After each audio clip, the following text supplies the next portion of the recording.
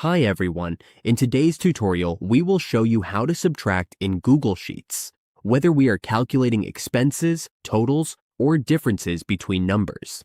This works in both Microsoft and Google Sheets. First, we type a number into a cell. Let's enter 100 here.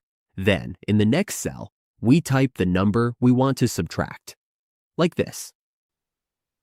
Now, to get the result in another cell, we type in equals sign and click the first cell. Then we type the minus sign, click the second cell, and press enter. The result appears right away. To do the same calculation in the next row, we just drag the small circle, and Google Sheets will automatically calculate the subtraction for us. It's that simple. With this formula, we can subtract numbers quickly and easily in our spreadsheet. Using cell references like this makes our work faster and more accurate, so we can perform subtraction across our spreadsheet with ease.